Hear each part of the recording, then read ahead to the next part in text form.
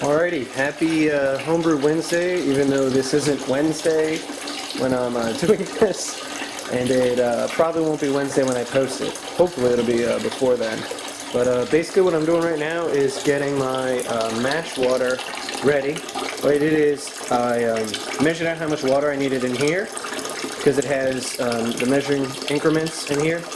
And then what I'm doing right now is just running the water out of here to put into this pot, which eventually I'll put into this pot right here because it has a valve on it and it's got a thermometer, so it's just much easier to get my mash water ready in here. And so you might be like, well, why the hell is this dripping? What's going on in here is the valve, if you see, is a little bit above the bottom. So what I do is I fill it up with water and then I just kind of let it run off until it stops running. And then in my opinion, I've got my basically a little reservoir of water.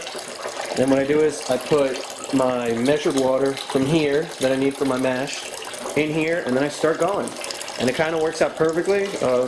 My system is straight up ghetto, but I've actually churned out some really good beers and I've never had a problem with it. No infections, no nothing. It's just great beer and no complaints. So I'm going to do, this is the first video I've ever really posted. I've done a ton of videos, I just haven't posted them because I used my cell phone and it looked like the Blair Witch Project. And I didn't want to get anyone sick or anything, but that's what's going on here. And then at some point in the video, since I haven't posted anything, I'll also do a beer review on, let's see if we can see them in there. We've got my everyday IPA, and then way in the back, that black thing is my nightmare IPA. And that one's money. There's no complaints there. So let me finish doing my madness. As you can see, this is about to overflow, so I kind of need to hop off. And then I'll keep, I guess, checking in along the brew. And at some point you'll probably see my face. So thanks for watching. Alright, we're starting to take shape. As you can see, I'm warming up my mash water. And as you can see, this system can actually get pretty freaking hot pretty quickly, so I gotta kind of watch it. But as you can see, I'm getting my strike water up to temp, and that's around 140. Oh, gotta tighten that. No dripping water out. Bad, bad. This is why the missus wants me, I think, to get outside as soon as possible with my brew setup. But I'm just curious, when you guys mash in an igloo cooler, what do you guys mash at? I normally do it at around, I put the water in at $1.80, so the cooler gets the temp. Then when it hits 170, I put in my grains and all that, and I roll. But I'm just kind of curious what you guys do. There's no one by me that home brews. I kind of do this all myself, and I get tips from a bunch of people. In fact, I've written them down because I wanted to do some shout outs and say thanks. As you can see, I write like a 5-year-old, but I am 28 years old, kind of sad.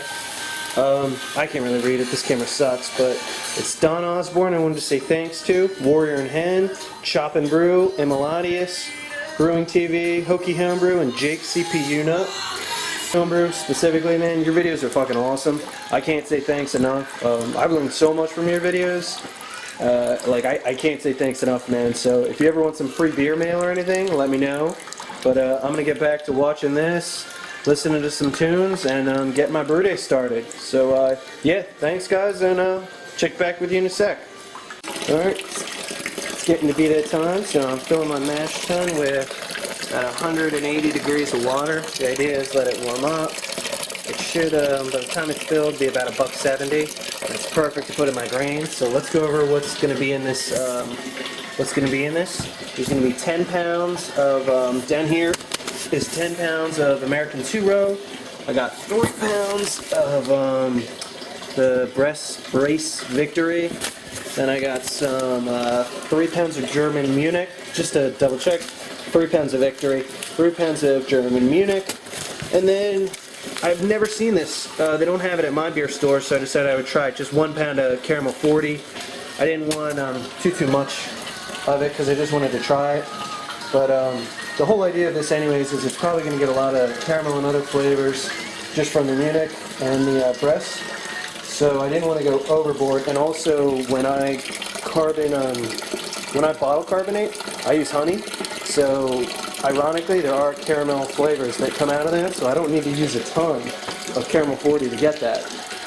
So, as you can see, we got the 10 pounds, 3 pounds, 3 pounds, 1 pound. That comes to 17 pounds. For hops, this is my nickname. I have nicknames for all my beers. This one's called Tongue Thrasher. That's IIPA, so Imperial IPA. I've never used that many pounds of hops before, that many pounds of grains. So I'm thinking this is going to be a huge beer. I don't use any beer software to do everything. I kind of use old recipes and make some tweaks to them. It's steered me right, so I don't see a reason to buy any beer software. And I also use my portable refractometer. Freaking awesome to tell me how I did on everything. And I've only made a couple recipes twice, but that definitely lets me know when I hit my marks and kind of, pat on the back. And then for hops, there's a ridiculous amount more hops than this.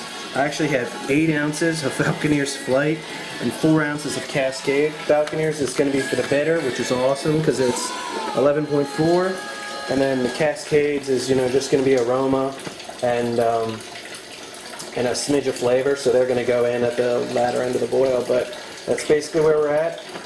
Once I get this going and I fill up my pot outside and start getting that warmed up, I'm going to start drinking and we'll do some of those beer reviews because I'm definitely getting thirsty looking at all this. So I'll catch back with you guys in a sec.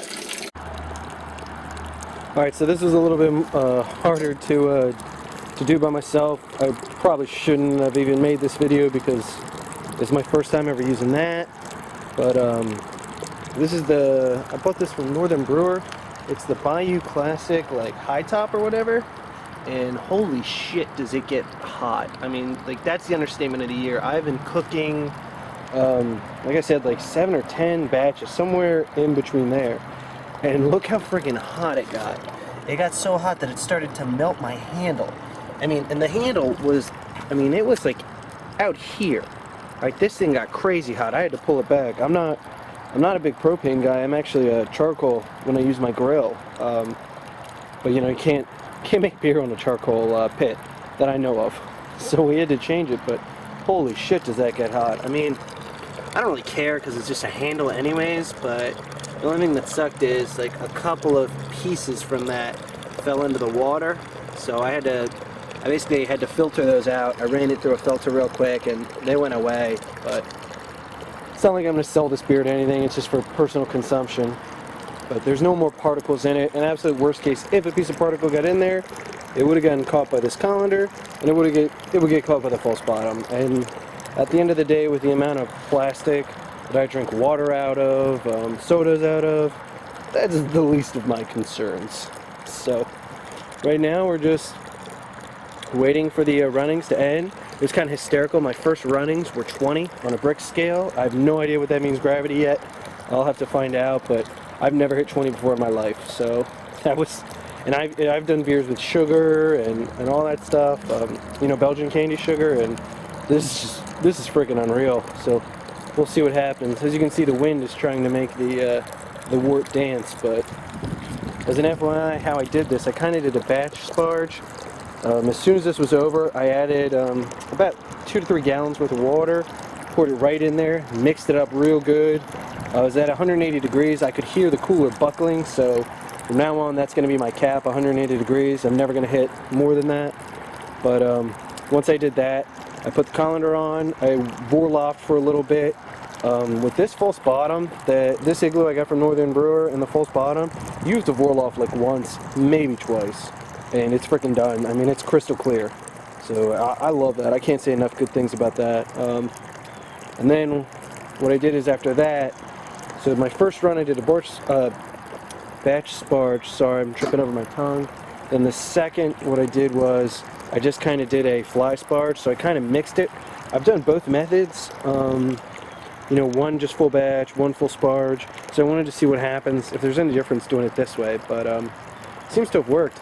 I couldn't find, Warrior and Hen. Dude, I love your colander. How it fits your igloo, I have no idea. I could not find one, and I literally searched the entire internet. So I think it's safe to say I searched the world and couldn't find it. So if you could tell me where you got your little pineapple colander, dude, I would fucking love it, to be honest. That would just be awesome. So If you could let me know, that'd be great. Right now, this little PVC setup seems to be working pretty well. As an FYI, this is CPVC, so it can take the high temperatures. Hold on, I got a fly who's smelling the good shit and he wants in. Son of a bitch. But looks like I'm almost done, so I'm gonna get this, wrap it up, then get this bad boy back on the burner and start rolling. If you guys see, things got screwed up in my plan, so I had to do a separate video of that everyday IPA. I'm gonna put that up like today or tomorrow. But yeah, check that one out. That thing was friggin' awesome. And I'll definitely do one on camera of the nightmares so you guys can actually see my face for once. And I won't be a faceless freak. Alright, take it easy guys. See you in a bit. Alright, so I just added the 5 ounces of Falconer Flights. So we've started the boil. This might be a fly-by-night kind of a event today, that's for sure. Wow, that guy's car needs to get fixed. I'm now debating because I'm blown away by how efficient this cooler was. I really didn't think I was going to get as much water, as much wort as I got. So, I mean, it's well over 5 gallons, right?